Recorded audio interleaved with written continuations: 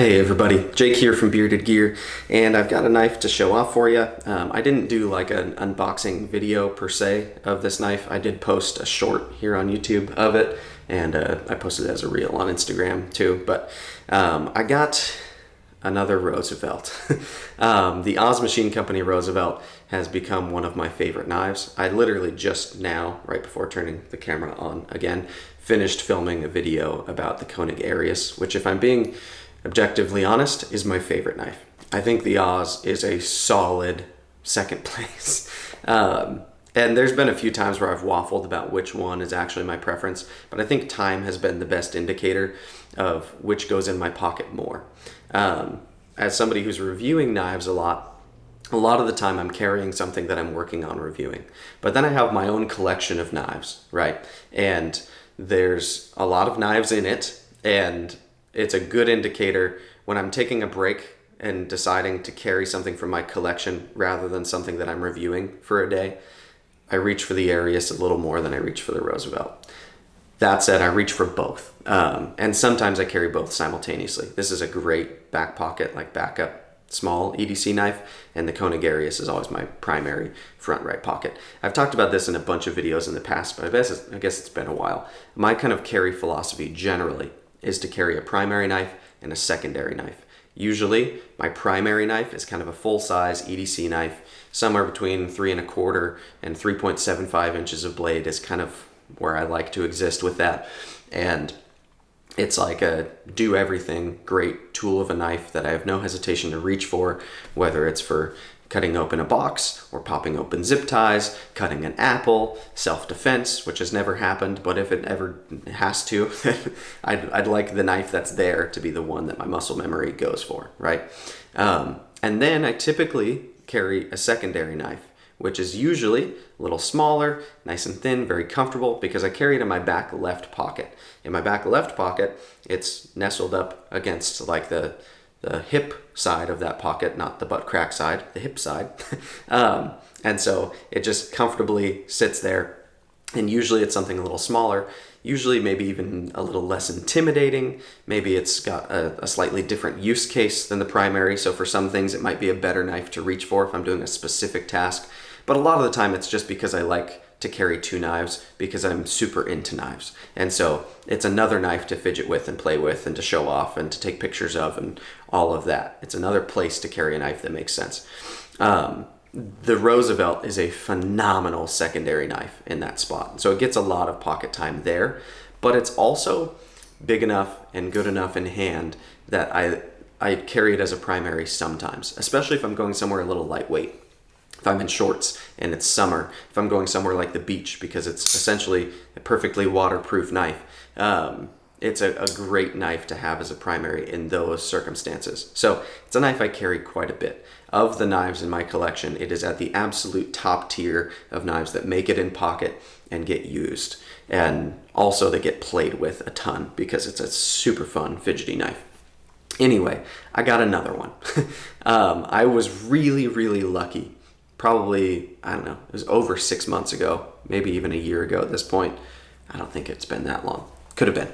I got a book spot. At that time, the way that Daniel Osborne was releasing his knives was to release a kind of batch of book spots, and he would drop them on his site, and they would sell out within like 10 seconds for 50 or 100 book spots. And you would pay the book spot price when you reserve it, and then you'd wait for your book spot to come up, and then he would build you a knife, and he had a small, at my time, a small window of options you could pick from. Before that, it was far more custom. It was, you can talk to him and figure out a build, and he could do a variety of different things to the scales, he could do a variety of different finishes to the blade, you could do a variety of materials for hardware and all kinds of things that made it steps more unique than it currently is, or even it was when I got it. So when I got mine, I picked a really vanilla build because it's what I actually wanted. I wanted all titanium hardware. I didn't want zirconium or Timascus or anything like that because I'm not generally super into that stuff anyways. I wanted a nice user build. And so mine literally cost like $500. That's what it was. At the time, that was the base price. So I paid base price plus shipping, and that was it. And I love that knife. Makes it in pocket all the time. I've always thought, though, it's a knife I would never mind having a second one, maybe even a third one. It's a good enough knife that I can easily justify to myself having multiple, especially with how much I know that I love it. So I got the chance just recently to pick this one up from a buddy. A lot of you have probably seen this knife if you follow Lefty EDC, because this was his. And the base price on the Roosevelt has gone up, and then I think he got it secondary, also kind of from a buddy. So it wasn't as inflated as sometimes they are if you just see them going general public. Just, hey, I have this knife for sale. They tend to get listed for a little more, which I don't want to hear how you feel about that. That's just the way it is. I don't care if you hate it that some people are charging $1,400-1,500 for a Rosie on the secondary. There are people that are paying it. I get why it's happening. I'm not going to pay that much for one. It's up to you to decide whether you will. And I know that's frustrating when you're trying to buy one and you really want one, and they all seem to be going for these astronomical prices. And it's so tough to get one. The way that Daniel Osborne releases these now, by the way, is he'll make a little batch of them, almost like, it seems like weekly. He'll have a batch or a couple little like micro batches of different varieties. And then he will put them on his site as kind of that batch. And there will be, I don't know, 10 or 15 spots, or maybe it's 3 groups of 10 spots or something for each version. And then there will be a few minute window of time that he's announced, and you go and you enter like a lottery to be able to buy one from that little batch. And then 10 people or whatever get picked, and they're the ones who get to buy that knife. There are, I'm sure, a lot of people entering those lotteries every time. I haven't even been entering them lately because I'm too busy to keep up with it. I already have one, so I haven't really just been trying to even get in on those lotteries. But when a buddy asks, hey, do you want to buy one? And he's offering it for a price that is a little more than it costed Table, which is totally fair, but not insane, I had to jump on it. So I bought this knife from Kevin, and really glad I did. This has a few changes too from my existing one. When I bought my Roosevelt, the steel that was being used was called Z-Finit. Z-Finit is basically analogous to LC200N. If you're not familiar with either of those, it's a good steel for EDC, I would say, but not incredible. Its focus is on stainlessness. It's virtually impossible to rust that steel, which is really cool. I like that. If all things being equal, I could have everything all at once. Stainlessness is great, but it's not the number one thing on my list for an EDC knife. It's the number one thing on my list for a knife I'm going to carry to the beach, but I'm not at the beach every day. Like, I carry knives way more not at the beach than I do at the beach. And I've got a few knives in Van X and stuff like that that are great beach knives. So I don't need to like build an arsenal of waterproof knives. I've kind of got that covered. What I do prefer is more edge retention. I like toughness, although for this knife, I don't know that toughness is like the thing that I need focused on either, because it's a 3-inch blade. It's not huge. It's not something I'm going to be doing a lot of tasks that require toughness for, right? Anyway, now Daniel is using Magnacut. So my first one is in Z-Finit. This one is in Magnacut. Magnacut is all the talk of the community now. It was a steel developed by Laren Thomas. So he's Knife Steel Nerds, if you don't know who that is.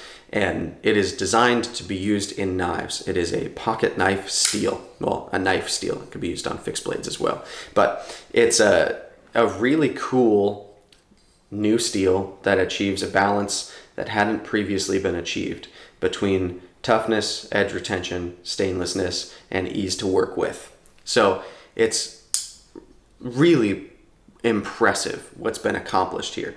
If you compare it to the Z-Finit that was used before, basically you're getting as much stainlessness as before, as much toughness, maybe even slightly more toughness, and you're getting better edge retention than before. It's still not going to be an edge retention king. This is no S90V, it's no Maximet, it's no Rex 121. Like it's not trying to maximize edge retention above everything else, but it has quite good edge retention. especially considering how tough and how stainless it is. That's where it gets special. To have as much toughness and as much stainlessness as it does, to have this level of edge retention is quite good. It's almost like a tougher Van-X, the way I understand it. So anyway, I might not be the most scientific person there. Refer to Laren Thomas if you want a real education on the wonderful properties of this steel. But I've had a few knives in Magnacut now. I've got a fixed blade. That's kind of a prototype that I had custom made in Magnacut. There should be more info on that relatively soon. I have a tactile knife called Bayer in Magnacut. I have the ProTech Bob Terzula ATCF in Magnacut.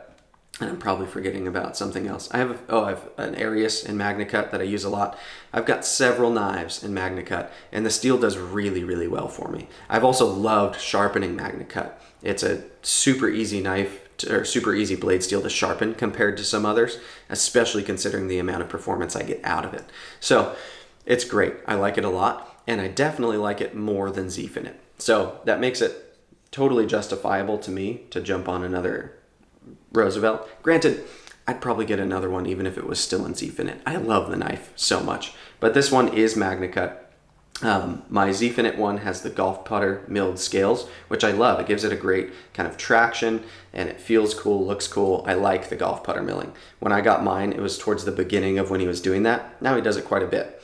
This one, as you can see, is just a plain flat titanium that appears to me to be like sandblasted, media blasted of some kind. All black hardware, and then a Timascus clip and backspacer, which I am not a huge Timascus guy. I'm really not. The times when I least like Timascus are when it's like purple and bronze and blue all at once. To me, it looks like an oil spill. I just don't like that. It's not a thing for me. I've had a few Timascus clips that are anodized like that, and usually if it's a knife that I'm going to keep and carry, I will de-anodize that Timascus because I just don't like the way it looks at all. This, however, being this really cool like aqua blue green, I don't know what voltage this was done at, I think it looks sweet because it's all kind of one color and then the black of the zirconium showing through. So I think it's a fun pop of color, especially in summer. I'm wearing a lot of like brightly colored shorts and this clip kind of looks rad in pocket, and then the backspacer matches, and seeing it from the end here, the way that you see the layers, I think just looks really quite cool. If I was ordering this knife for myself, if I was able to like spec an ideal Roosevelt from Daniel and say, this is my build that I would like, it probably wouldn't look exactly like this. But this is a configuration that excites me, and I'm happy to own. So anyway, this one's Magnacut. It doesn't have the golf putter milling. It has some Timascus bits, and other than that, it's really pretty much the same as the one I have. But it's enough different that it's fun to have the variety, especially the milling on the scales. I feel like is the thing that sets it off the most in making them feel different. So anyway, the action on this one feels really similar to the one I already have. I'd say this detent feels a hair lighter, but it's also droppier than the one I've already got, just by a little bit. It's not like a huge difference, but this one is a little bit more free droppy than my existing one. So anyway, I love this knife. It's really, really great. This one is number 555, which is also kind of cool. If you can see the number right up there. I don't know how well that'll show on camera. It's kind of faint, but number 0555. It's kind of cool. And yeah, this knife is just, it's remarkable. It's probably like pouring salt in the wound to like recommend this knife. I've had a number of comments over time saying how dumb it is that I often review knives that are virtually impossible to get. They're not impossible, most of the knives that I review. Some of them are difficult to get, but that's honestly part of why this hobby stays interesting to me. If it was too easy to get everything, it would kind of lose its flavor a little bit. Like, it's fun to have to chase something. And it's fun also when you're one of the people who have the thing that's hard to get. It feels like an accomplishment in some way. And I'm sure some people are screeching, oh, because you're a reviewer, you get the special opportunity to buy things before we do. And like, that rarely happens. Most of the time when I get something pretty unique, it's either because I was actually really fast on a drop, or I'm just friends with other people who are also fast on drops and get things. And when you're friends with enough people in the knife community, and actual like close friends, talk a lot and trust each other, it becomes pretty easy to deal with people like that and get things that are difficult. So I don't have this because I was fast at a drop. I have this because one of my buddies was able to have a friend of his that was fast on a drop, and it made its way to me or something. Like, it's a relationship that got me to this knife, and it's not like I got it for free. In fact, I paid more than table by a relatively significant margin to have this knife, but I was happy to do it because I love this knife.